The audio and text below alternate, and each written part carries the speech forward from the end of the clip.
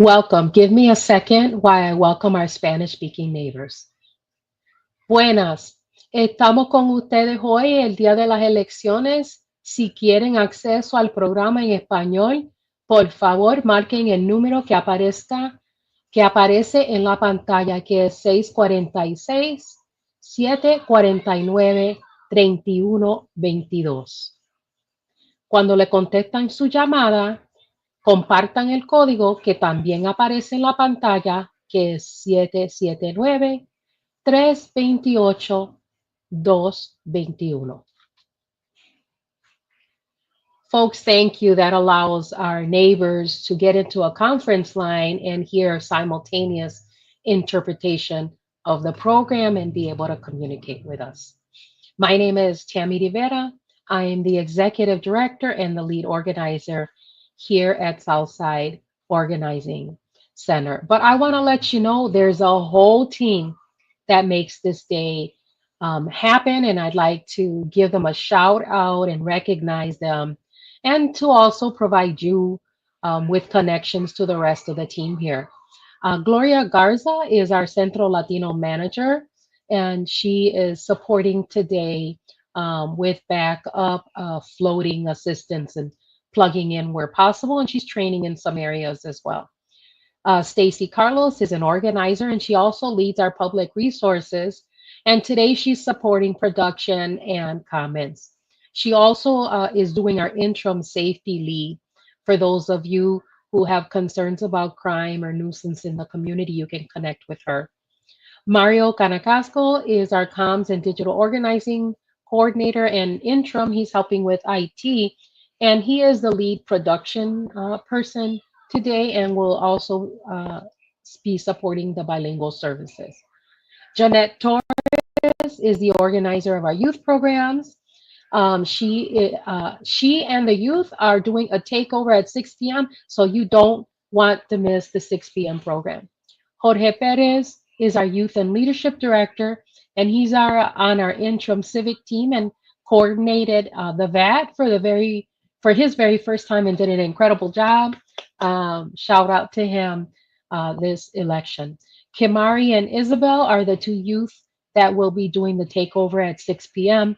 And you will be amazed at how well they do and how fulfilling it is to see our youth lead in that way. Tony Chavez is our operations director, and he's providing floating support, doing spot problem solving today. Jennifer Leon is our executive and projects coordinator, and she's getting trained on production today.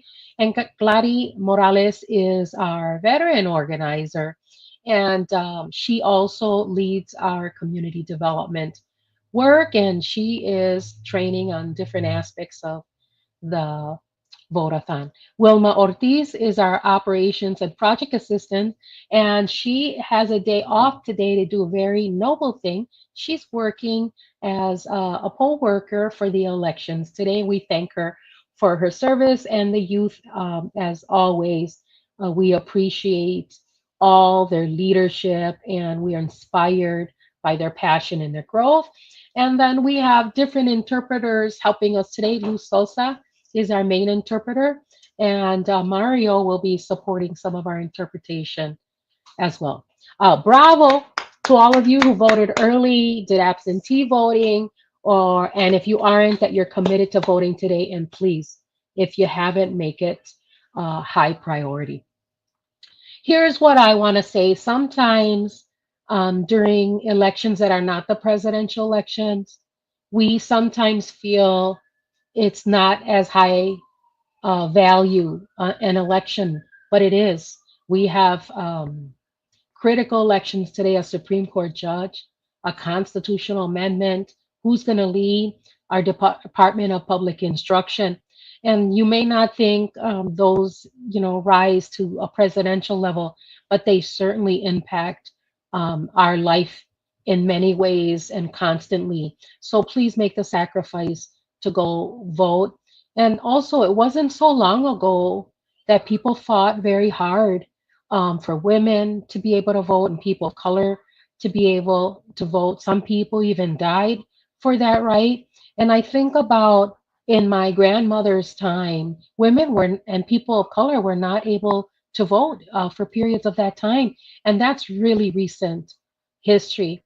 And we're living in some really critical times, fast and relentless change, and we have to be vigilant about what's happening and very engaged. So please, please make the time today and go vote. One thing I want to say before I share announcements, we have learned since the pandemic to now that technology can be have its own personality, and sometimes we have run into technical difficulties. So we did our best to pre-record our interviews with our guests so that we could make sure you got the messages. So don't be shocked or surprised if we have different hair or different wardrobe or different glasses. All right, folks. Let's get to the announcements, and then we have some incredible guests for you in this election day program. First of all, it's really important that you let us know the things you appreciate about these vote-a-thons and the things we can change, because we are genuinely creating these to support your voting rights. And so if something's working, something's not working, or you have a new idea, please share it. And how do you share that? We have a survey. It doesn't take more than 5 minutes to fill out that you can provide that information for. So please do so, especially if you're watching. It tells me you find some value in the way you can express gratitude and help is to fill out that survey. The other thing I want you to know is that we can see how many people are watching the program, but we can't see your names unless you drop us a hello in the comments section. That would be really encouraging to the team, and we'd love to give you a shout out. And then if you voted early or voted today, let us know that too. It would be great to inspire your fellow neighbors. If you know what number voter you are, that's even extra fluff. All right. We're going to take a look in the comments section and see who's with us today in just a moment. And then for the rest of the program, we're going to be sharing all kinds of voting resources for you. And we're here for you all day until the elections close. You can reach us at 414-672-8090. 414-672-8090. And you can reach us on all our platforms. We're here in the office in person. We're on social media, Facebook, Instagram, LinkedIn, etc. After the program ends, we upload these in English and Spanish to YouTube as well if you want to see them looking back. The last thing I want to share is we have a lot of guests coming on, and the views and opinions shared today do not necessarily reflect those of SAI. So we look forward to the program today. You're going to hear some incredible guests, and we're here for any questions or concerns that you have. Our first guest today is the Honorable Pedro Colon. He was our first Latino elected official in the state of Wisconsin, and he currently holds the position of Court of Appeals District Judge. So much for being with us on this very important election day. Yeah, it's good to be here, Tammy, as always. And yeah, it's an exciting time once again. Yeah, and we're needing your help once again as well. I want to make sure our neighbors understand what the Supreme Court judge does and how important this race is. Could you help us with that today? So absolutely. So in Wisconsin, we have 3 tiers of courts. So we have the trial courts. That's the one we see at the county. That's the big building that mostly everybody goes to. In that courtroom, there's criminal law, there's matters regarding sentencing, there's matters regarding family divorces. There's all kinds of issues that come to that court. And that's everybody's court, as we call it, the people's court, or everybody has a term for it. But ultimately, that court decides firsthand any case, usually most cases, with the exception of very few. There's some that actually skip all courts and go directly to the Supreme Court. Then we have the Court of Appeals. That's where I sit. Where I sit is essentially an error correcting court. That is, if something goes wrong with the circuit court proceedings, or if something goes right, we have to tell the people who appeal. And we say, okay, this is the way the law is applied. The circuit court applied it correctly or incorrectly, and now we have to determine what to do with the case. We can send the case back to the circuit court, or we can correct the decision right at the Court of Appeals level. And then once we decide, it's not the last stop. The last stop is the most important court in every state. That is the Supreme Court of Wisconsin. The Supreme Court of Wisconsin allows us to then say, okay, now this family matter, this adoption matter, this criminal matter, this dispute that's civil, whether in contract or this car accident, that has to be reviewed by the Supreme Court. So essentially the Supreme Court has the ability and the responsibility to determine what the ultimate decision making will be as to what the law means and how it is going to be applied. So there's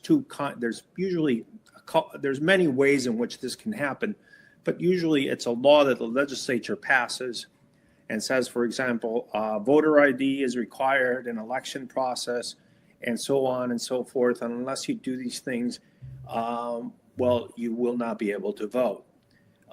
The Supreme Court has the ability to say, okay, we're going to look at the Constitution, we're going to look at the history of the state, we're going to look at the procedures as they are in place, and we're going to determine, well, this law is outside of the realm of registering to vote, and you should allow people to just vote.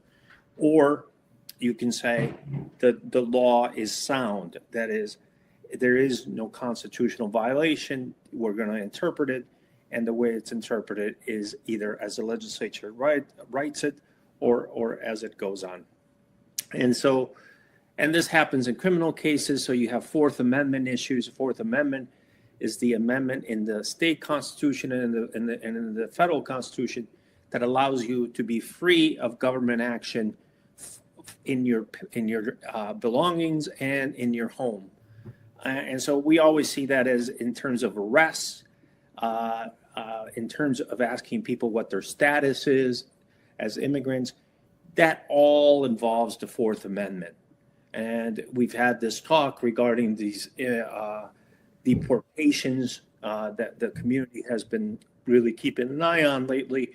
And what that says is essentially, look, you're violating the Fourth Amendment because a person in a free country is allowed to just walk down the street. And the police cannot come into your life unless you do, or you show that you're doing something wrong. There's a basis for you doing something wrong. And in no event can any government enforcement, whether it's the local police department, whether it's the Immigration Naturalization Service, whether it's Border Patrol, whatever it is, can never, ever go into your house unless they go to a judge and say, hey, these things appear to be illegal. Then they can essentially issue an order that allows the police to go into the premises.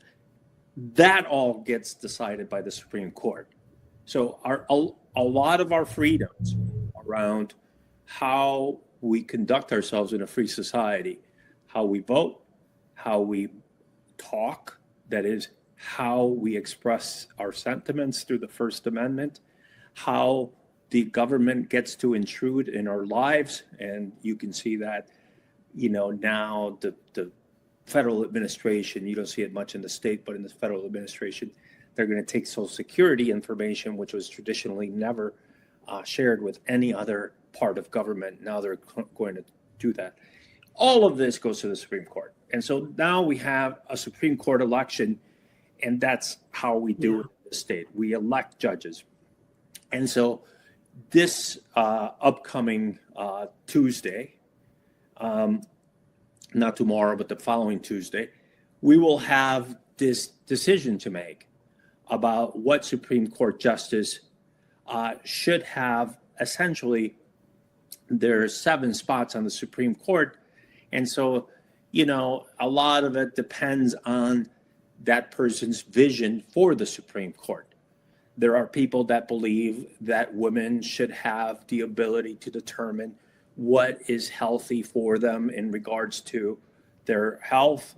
And most of the time we hear this as being an issue of birth, how a woman gives birth, what are the protections of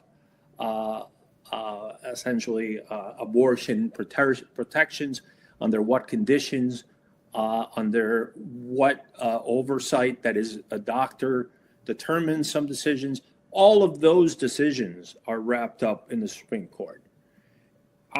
All of the Fourth Amendment decisions around your privacy without government intervention will go to the Supreme Court. Everything that has to do with the First Amendment, that is how you express yourself, how you dissent from government, how you talk about your neighbors on the internet, and how people publish things about you, that all gets interpreted by the Supreme Court.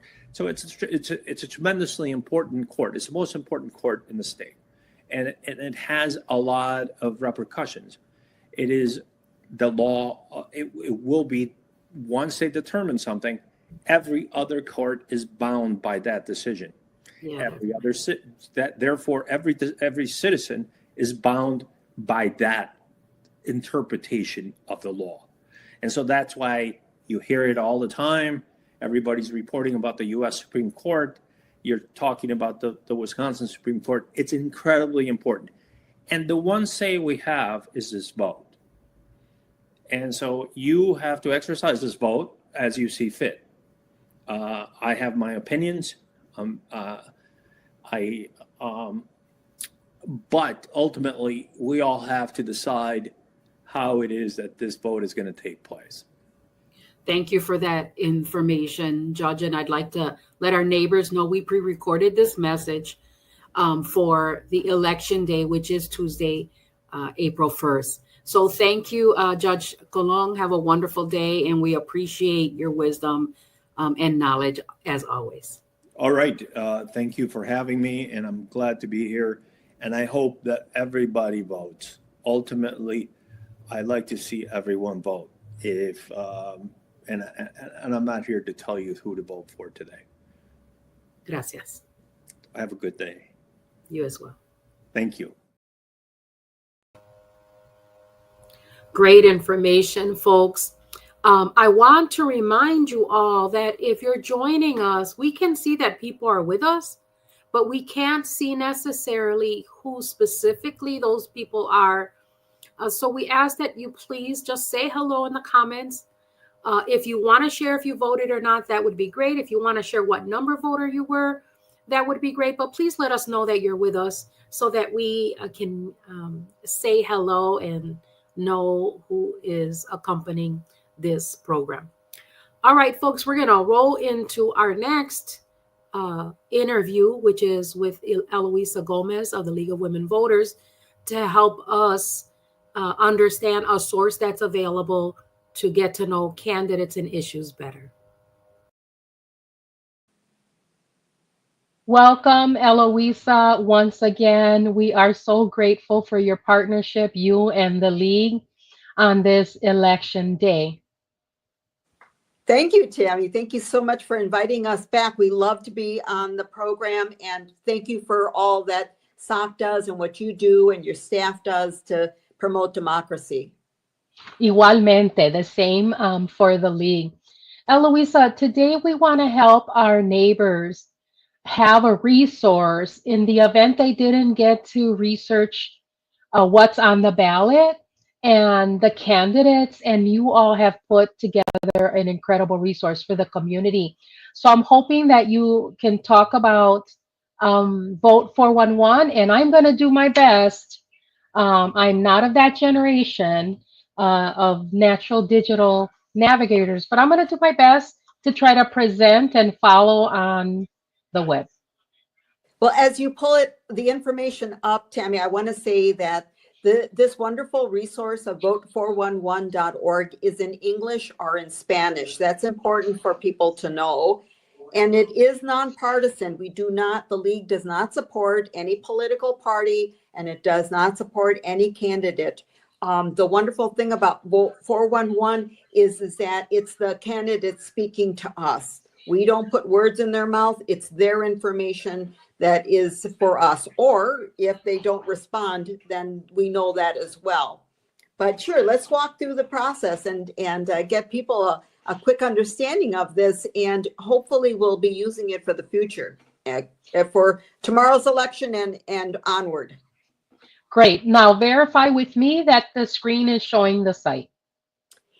Yes. So Okay. it's the website is vote411.org. And I want to say this is a national opportunity. It's not just here in Wisconsin. It's not just in Milwaukee. So wherever you are, the more you push people voting, the more they can, know that this is a resource nationwide. So here in Wisconsin, here in Milwaukee, we're going to be able to walk through the information on the candidates to the extent possible. So we're at vote411.org.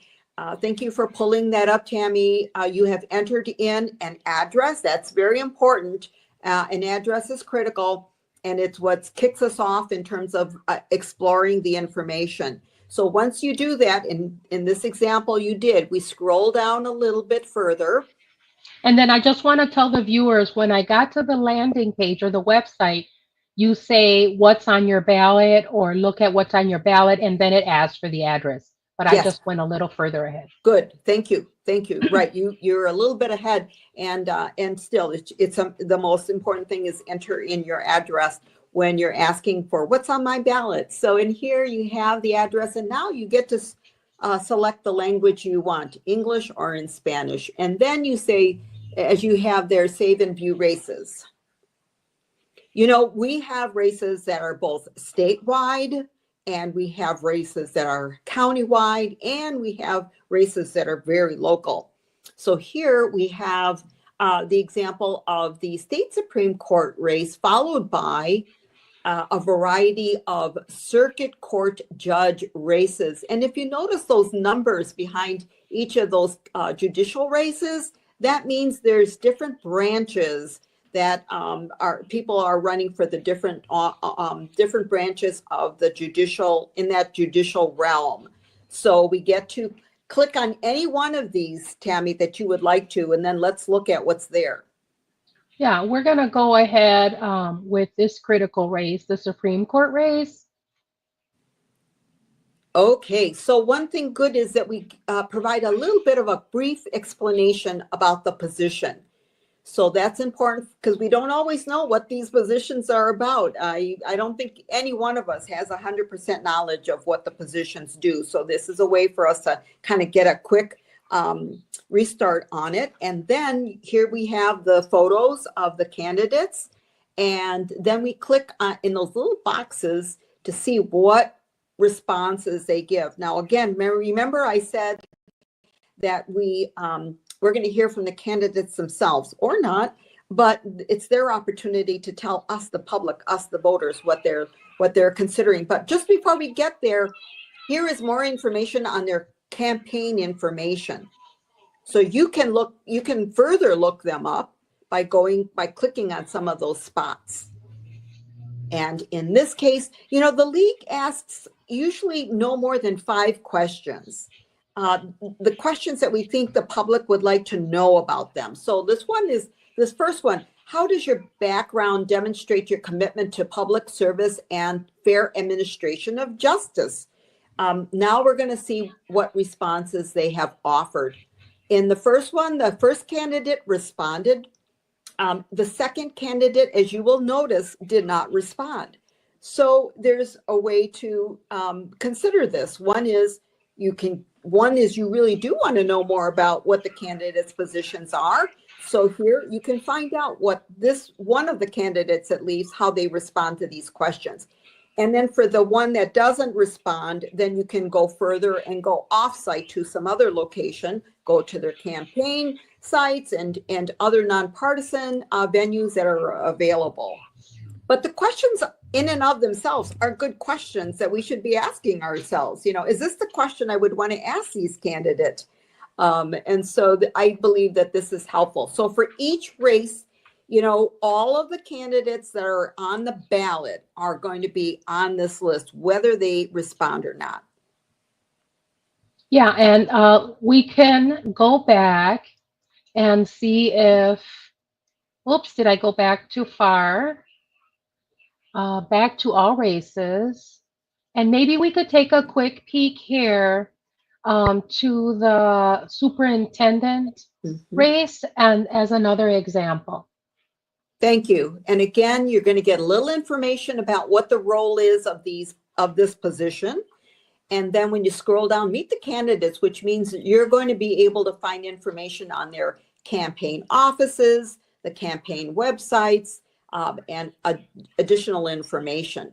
Now we're going to get to the questions themselves. Again, it's like up to 5 questions that we ask, and then we're going to see who responded to the questions. So here's that first question, and you're seeing, again, one of the candidates responded and the other candidate chose not to. So we can at least learn about what one of the candidate has to say. And again, if you would like to learn more about the other candidate that doesn't respond, you can go up to that area where there's a connection to their websites, or choose other places to find information on the candidate. I'm gonna close that out and come back with Eloisa. Eloisa, before we complete this time together, you want to talk to folks a little bit about your role and the League? Sure, I'd be glad to. So I am with the League of Women Voters of Milwaukee County. I am a volunteer with the League, and I work with a group of volunteers, other volunteers who are out in the community. We provide resource tables to help provide information on the races, the early voting sites, how to support them in registering to vote, because if people themselves register to vote, we support them on doing online registration, or if they choose to go to the clerk's office to do that. So we're there as a resource. Sometimes people have questions about, am I eligible to vote? We're there to respond to those questions as well. So we have some people who are very knowledgeable about voting. If we don't have the answer, we're going to help you find that information. So we appreciate doing that. We have a number of our volunteers who are bilingual, so we're there responding to questions, whether they're in English or in Spanish. Well, thanks once again, Eloisa, for your partnership. And Eloisa and I urge you all, please do not miss this election. Please go out to vote. You can contact us at SOC or the League for support. Thank you and have a great day. Thank you, Tammy. Thank you so much. Adios. We're going to follow up that interview with Eloisa from the League of Women Voters with some more constitutional amendment information. We're going to queue up a video from PBS on the amendment. But before then, I just want to say a couple of things, an editorial of sorts from SOC. When we talk about constitutional amendments, we're talking about like our highest law of the land, much of how Judge Pedro Colon shared that the Supreme Court ends up deciding like final interpretation of laws, and a lot of that is all of that is constitutional.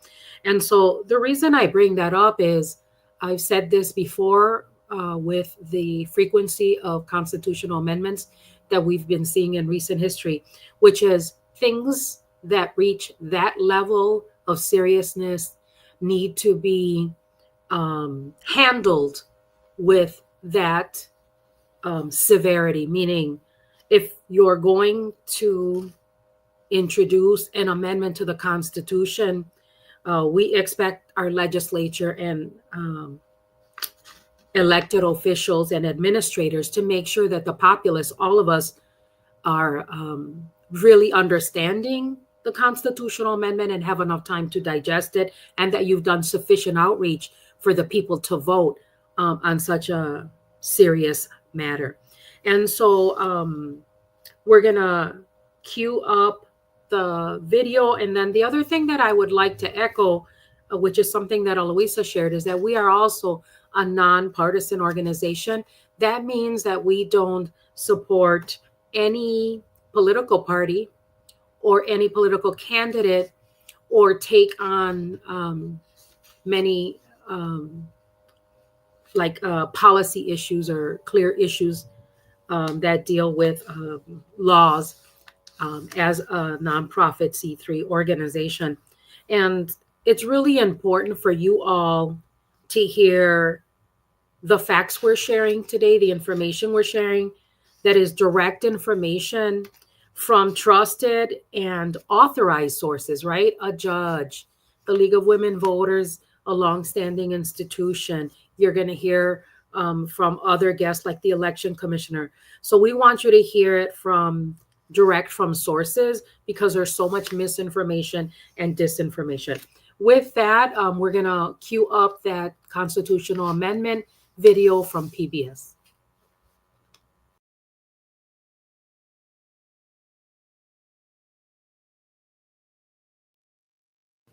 Yet another question will appear on Tuesday's ballot, asking Wisconsin voters to amend the state constitution, requiring photo identification to vote. State law already says voters must present a valid photo ID, and this ballot question would not change existing requirements, but enshrine voter ID in the state constitution, making it more difficult for lawmakers to alter or undo. The author of the amendment, Republican Representative Patrick Snyder, says it's necessary to, quote, ensure that the people of Wisconsin have full confidence in the security and integrity of Wisconsin elections. The ACLU of Wisconsin opposes the amendment, saying Wisconsin already has one of the strictest voter ID laws in the country, creating barriers for people to vote, and that, quote, the legislature would be precluded from permitting additional categories of photo identification and ties the hands of the legislature to respond to future advancements in technology as methods of identification evolve.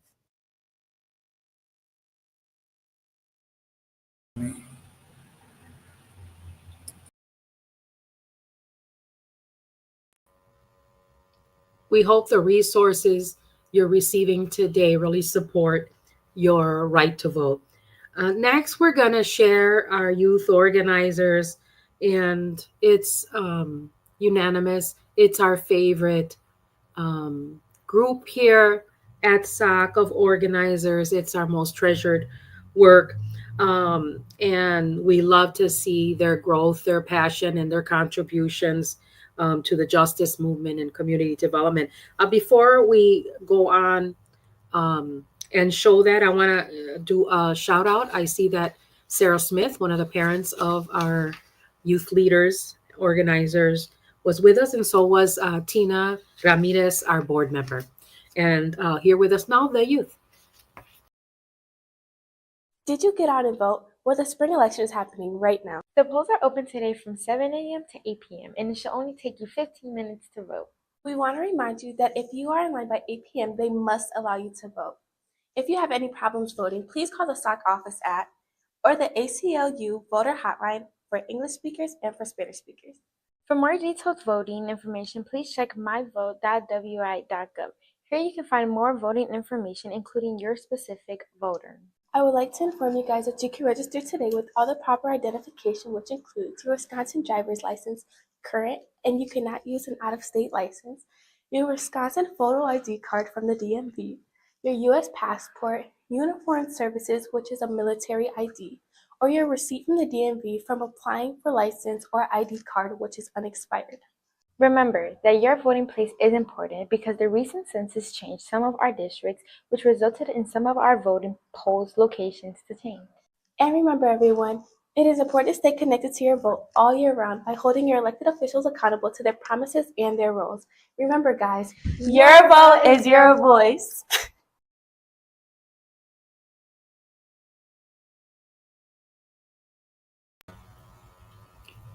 Don't you agree with me? That's the most inspiring stuff to see happening these days is our youth leading. For our next interview, we're going to bring on our election commissioner with some incredible facts we all need to hear. I'm so excited that we have with us Paulina Gutierrez, the executive director of the Milwaukee Election Commission. Did I get the title right, Paulina? Yes, ma'am. Great. And this is our first time with us, although the department and the office has been with us many times. It's been a very consistent partner in bringing election information to our neighbors. But we're so excited that you're with us today. Thank you for inviting me. I'm glad to be here. The other thing that I want to do just to tie in circles is because we, are from this neighborhood, is that I used to work with Paulina's mom at Sarah Jobs for Progress almost 4 decades ago. And so look at this circle of life and how wonderful community life is. And then I get to work with her mom, Esperanza, again, because she's an incredible mother in the community and members. So shout out to your mom for her faithfulness to the community. Yeah, I mean, she definitely instilled public service in me. So yeah, and I'm glad she did. And here we are.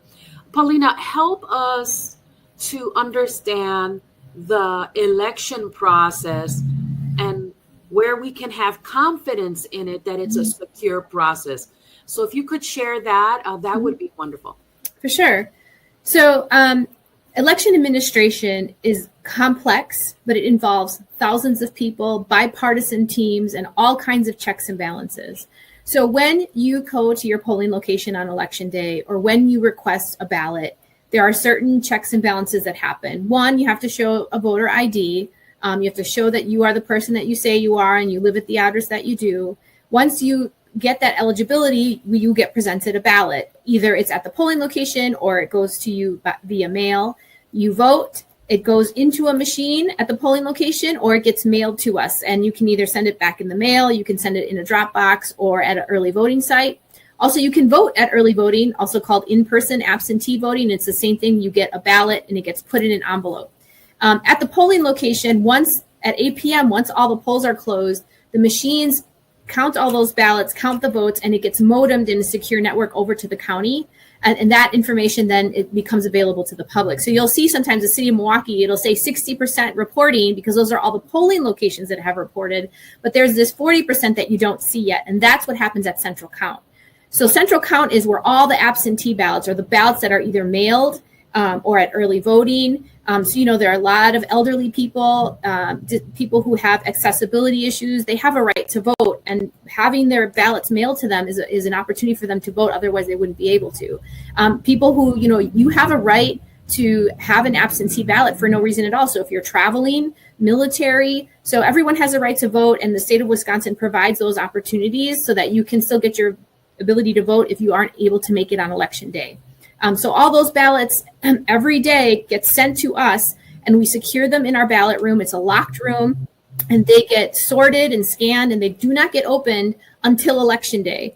So while I think about 48 other states are allowed to kind of open and prep those ballots in secure areas, the state of Wisconsin, we cannot open those ballots until election day. And so, for example, we have about 40,000 ballots right now that are in our secure ballot room that on election day, we're going to open and process. And that's called central count. And so they're sorted by ward. So when you go to your polling location, you have a ward there, and that's your neighborhood basically. And, we have 180 polling locations throughout the city of Milwaukee. There are 345 wards out there. So there's some polling locations that have more than one ward. And so once all those ballots are counted and processed through these high-speed machines, and the machines are basically the same machine that you see at your polling location, they just can go a lot faster and count a lot more. Then those results are downloaded onto flash drives and then physically transported with a police officer and a bipartisan team, meaning a Democrat and a Republican, and 2 officials from the Election Commission over to the courthouse where the county takes it. Then they have to get uploaded, and then eventually that's when the public sees the results of the city of Milwaukee. So you see this 60% turnout, and then it takes a while before central count finishes, and then you'll see the 40% come up And then the 100% comes through right away. So basically, there's all these checks and balances. Through every step of the way, a ballot is being tracked.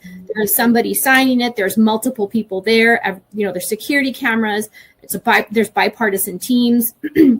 And like I said, things are locked. People take oaths. I've sworn an oath to protect the Constitution, the U.S. Constitution, the state of Wisconsin. And so we put these checks and balances in place to make sure that every eligible vote is counted. And what you can do is there's a website called myvote.wi.gov, and that's where you can go to check your voter registration. You can get an application for an absentee ballot or vote by mail ballot. You can check on the status of your ballot. You can find out where your polling location or where you would vote. So those are the types of things you can do on the My Vote site. And also, like, if people have questions, because there's a lot of stuff that happens on the internet, there's a lot of information that maybe doesn't make sense. We have a phone number, 414-286-VOTE. You can give us a call. We'll be happy to answer all of your questions about voting, because it shouldn't be mysterious. It shouldn't be scary. It shouldn't be concerning. It's all just checks and balances.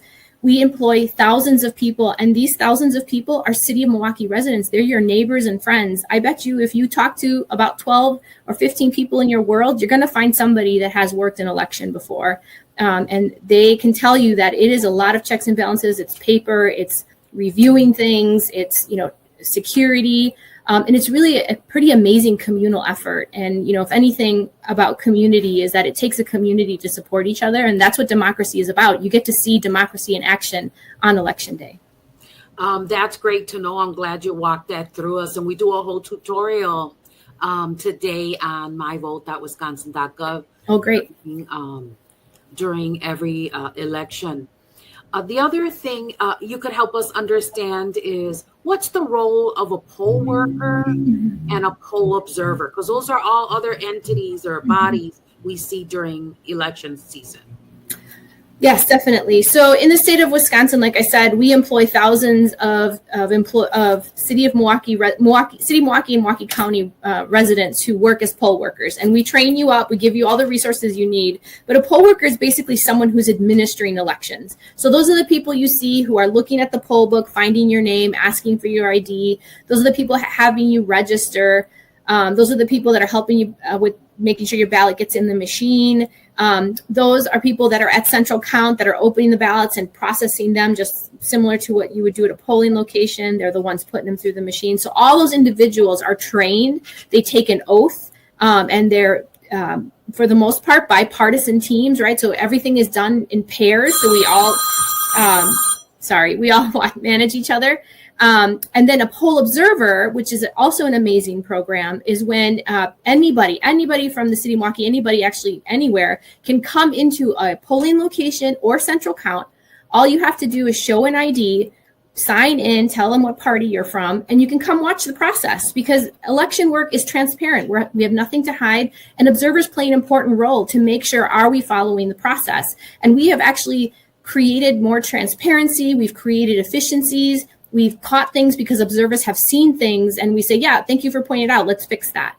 So those are the two important roles. So the thing about poll workers is you need to be trained. There are state requirements, and you can either be a volunteer or we do pay a stipend.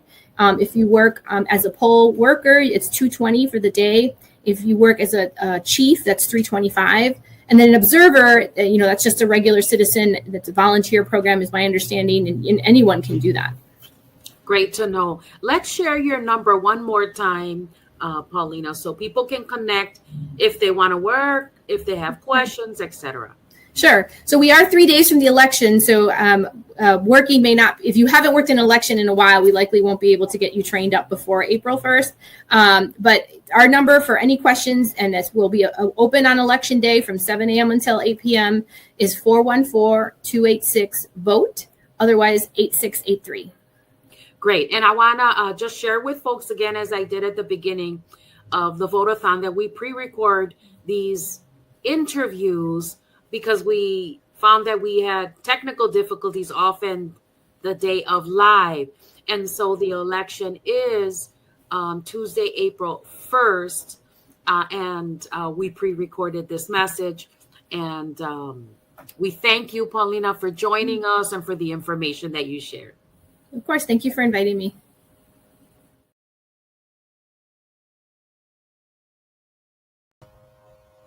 I'm telling you, we're sharing some powerful information and facts with you today, and we're honored that we get to do that with and for our community. I want to give out a shout to Welfare Warriors that is with us right now as a viewer and participant. My first organizing gig was with the Hunger Task Force, and that's when I first met the Welfare Warriors in the mid 1980s, and I'm glad to see that you're here with us. All right, folks, we're gonna go on to our next resource for you, which is a centralized hub of voting information that you can tune into for all your specific name, address, etc. voting needs. And so up now is Carmen Ortiz, staff alumni, sharing a tutorial on myvote.wisconsin.gov. But one of the things that we do during this Vote-a-thon is to bring information about resources. One of the big resources that we have and we use all the time is the myvotewisconsin.gov. I'm going to show you a little bit of what we do or how we use the system, because it's especially important this morning if you want to find information about your voting place, whether you're registered or not, because you can still register today. So let me share and present the My Vote Wisconsin.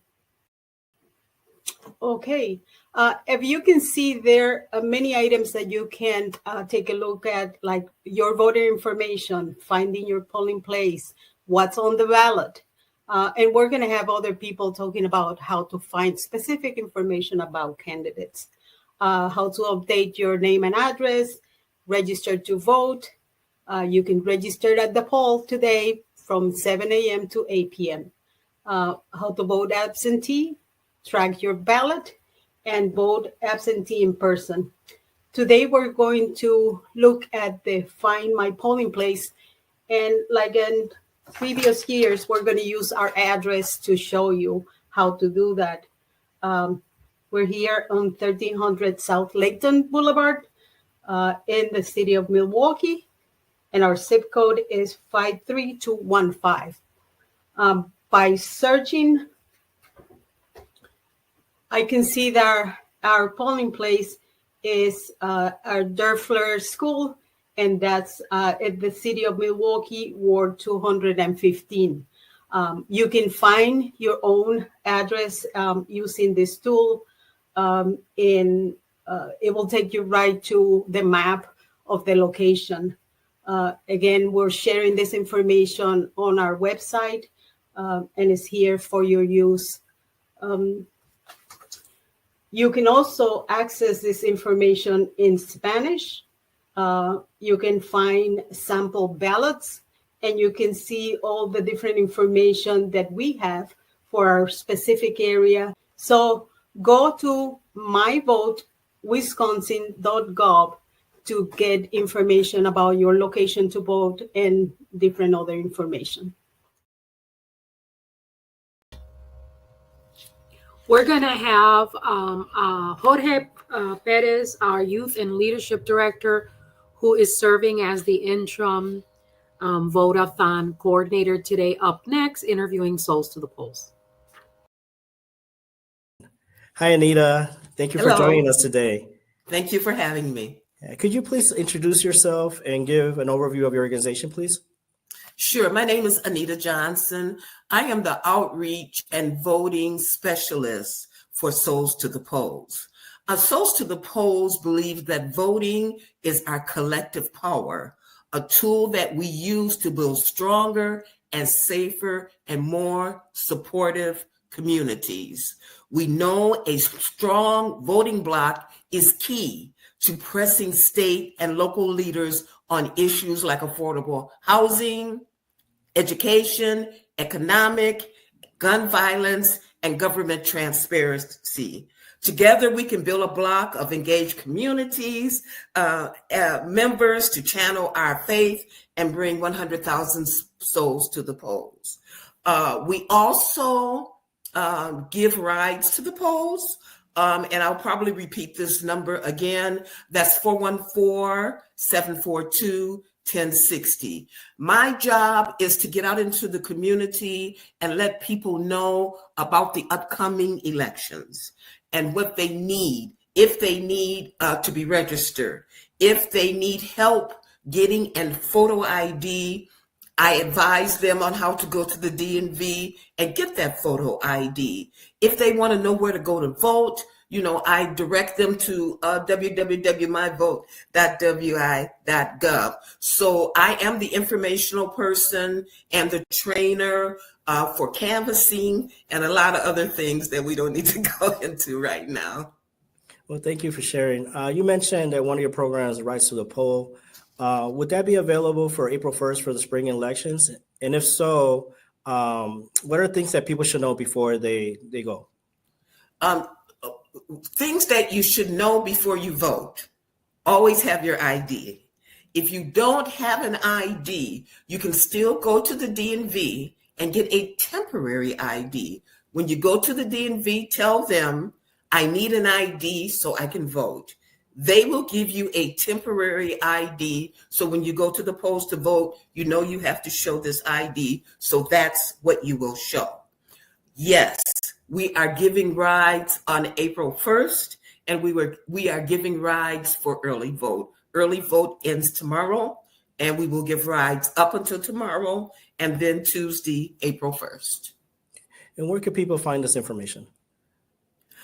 You can go to our website, but again, I will give you the telephone number, 414-742-1060. Now, I've been getting calls all day, or all morning, I should say, about rides to the polls. So my number will pop up. I do not mind people calling me. I can direct you to where you should go and what you should do in order to get to the polling site so you can vote. Look, this is a very important election.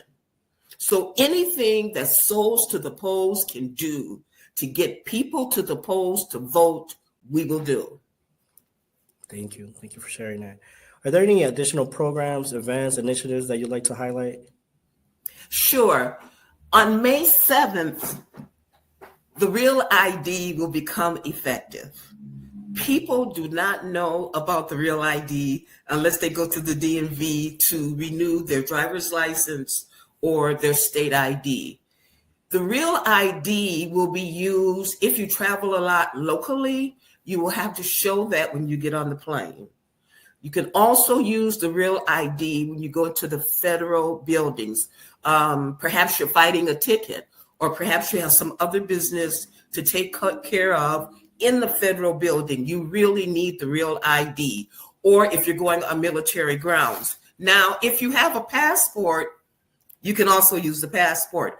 I don't want to carry around my passport. The Real ID has a star in the upper right-hand corner of your driver's license or your state ID.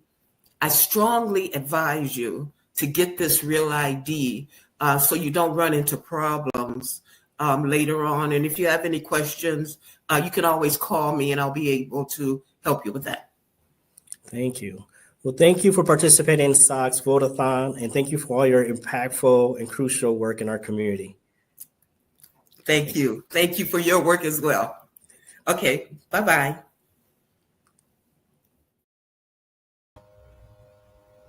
Jorge did a great job in his first interview of the Vote-a-thon, but also at his first run coordinating today's Vote-a-thon, and we really appreciate him, and that was a great interview.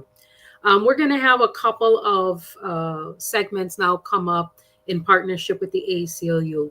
First off, we're going to have Abby, Youth Program Manager, share about voting rights. Hello, everybody. I'm so excited to join y'all today Thank you, Southside Organizing, for putting together this amazing vote-a-thon for us all in the community. And thank you for inviting the ACLU to be a part of it. My name is Abby Holmuth. I'm the Youth Programs Manager. And today I'm going to give you some information about voter intimidation, hoping that none of us have to use it, but nonetheless, very important to be aware of it and have it in your pocket. If you're going to the polls today, feel free to take some screenshots as I go through. So let's get into it. Wisconsinites, happy Election Day. Real quick, if you're not familiar with the ACLU, our mission is to protect, defend, and expand civil rights and liberties for communities, all communities, particularly for communities historically denied their rights through nonpartisan advocacy, community education, litigation, and organizing in order to create a more just future for us all. So, voter intimidation, what is it? Federal law says that no person shall intimidate, threaten, coerce any other person for the purpose of interfering with their right of that person to vote or to vote as they may choose. So what does that mean? Some examples: aggressively questioning voters about their citizenship, criminal record, or any other qualifications that you need to vote. Falsely presenting oneself as an elections official, spreading false information about voter requirements, such as an ability to speak English, displaying false or misleading signs about voter fraud and the related criminal penalties, and any other harassment, particularly toward non-English speakers and voters of color that you may experience or you may witness. So some what-if scenarios. At the polls, there may be something like an exit interview. Those have to be done 100 feet away from the polling entrance, the polling location. So if you see that, it is likely a professional journalist who is out there asking general questions about how your experience was that day. It's completely optional, and there should be no coercion or pressure to engage in that if you do not want to. Wearing candidate clothing or accessories, that is not allowed. So if you see it, feel free to report it and be sure to not engage in that yourself. If you are directly asked who you voted for by anybody, that is something you absolutely do not need to answer. And if it is in an intimidating fashion or an aggressive way, please feel free to report it. So who can you report it to? We have throughout this quick minute video, there's some lines of phone numbers, the election protection hotline. Please use that. There should be, poll workers, your county clerk, elections commissioner, people at the polling site that you can ask to speak to. So please make sure to advocate, again, for yourself and for others. Poll monitors are not usually allowed in the enclosed space, so that includes the voting machines or the immediate area. So if you feel like people are looking in or watching, please, again, advocate for yourself and advocate for others. People should not be campaigning anywhere allowed inside or near the polling place.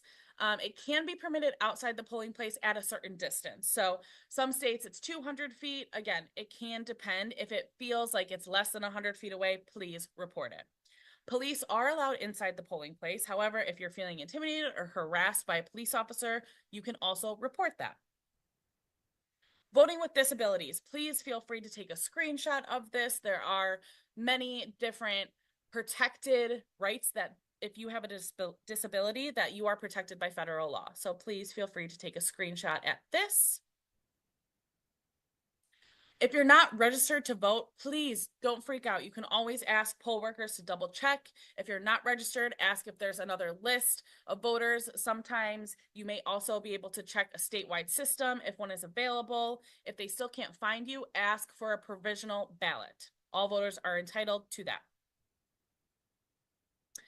Feel free to screenshot this as well. It is some voter ID, helpful information, what's accepted, what you can bring to the polling place with you today.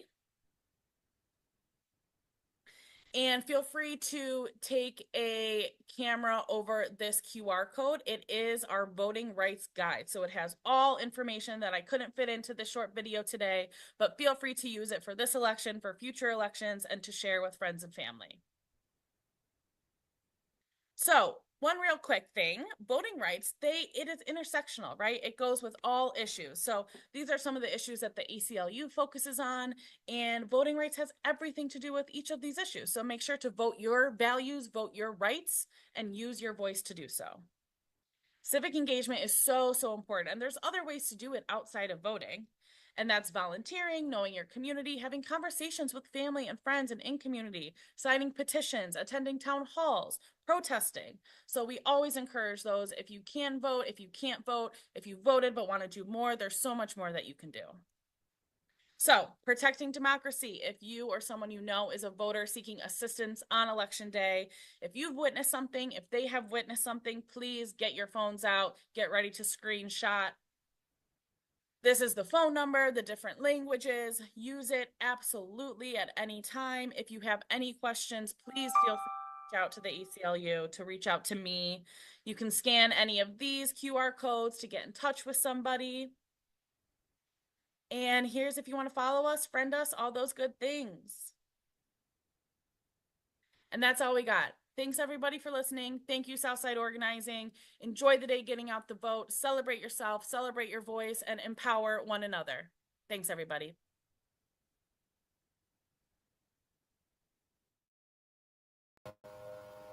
Abby, thank you so much. That was tons of information, and we appreciate your effort. Moving on to another resource we have from the ACLU in these times of very uncertain information and action against our beloved immigrant communities, we are going to share a rights video created by the ACLU if you're approached by ACE or other official bodies.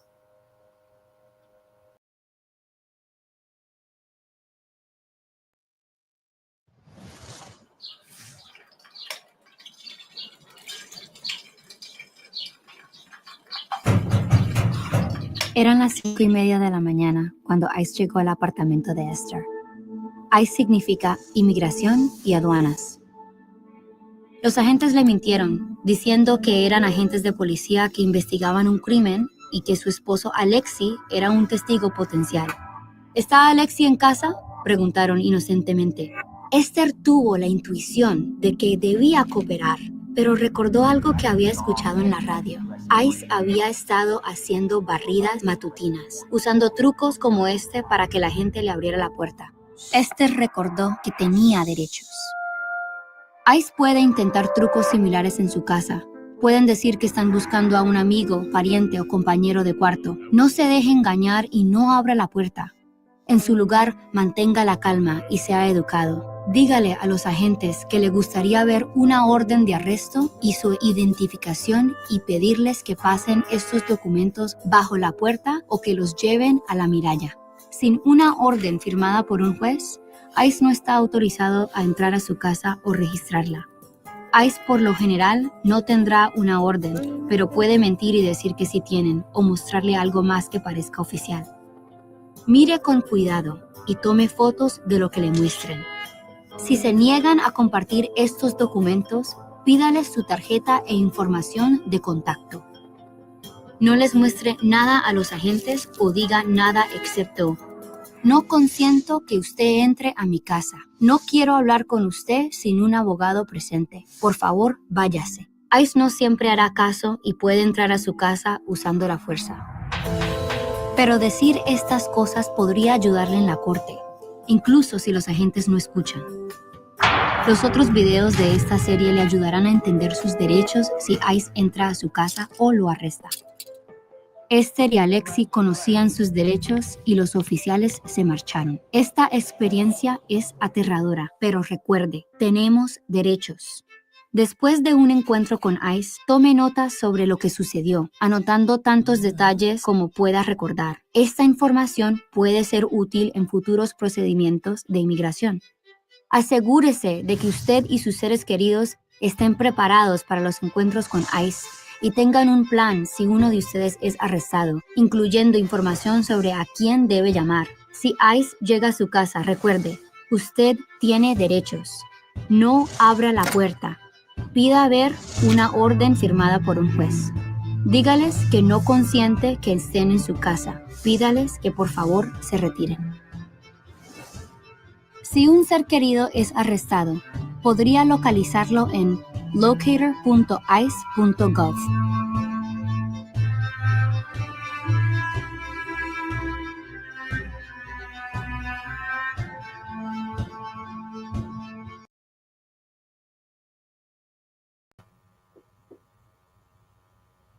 Folks, I forgot to give you a heads up. The video was going to be in Spanish. We have a link where you can watch that video in English. We played it in English, the last Vote-a-thon that we had, with a link to the Spanish version. Next, we're going to give some airtime to the other programs and services and dates we have coming up.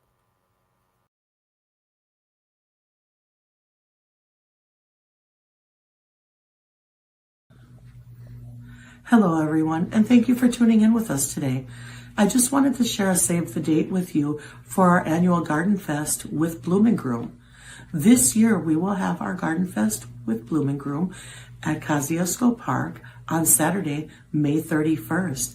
We're still seeking volunteers. If you are available to volunteer that day, please email me or call our office at 414-672-8090.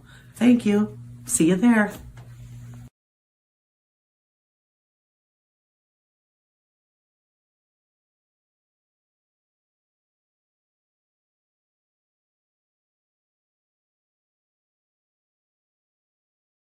Are you interested in social justice and community development? Civic engagement and a sense of empowerment? Join Earn and Learn. The applications are open from March 31st to May 9th. The youth program is from June 23rd to August 10th. Up to 20 hours a week for $13, ages 14 through 24. And we hope to see y'all there.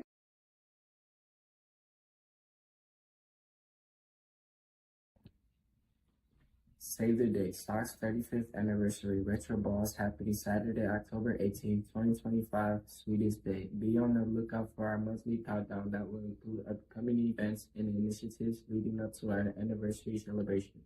We hope to see you all there. Are you having safety concerns in your neighborhood or legally dumping becoming an issue, or graffiti popping up online, a concert problem? Please reach out to Stock Safety Lead at safety.milwaukee.org.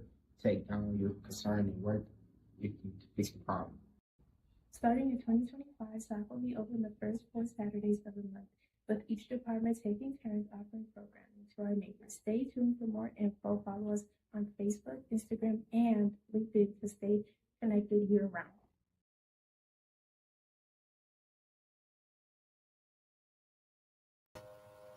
Thank you for sharing this part of your day with us. We hope that all of this voter information is useful to you.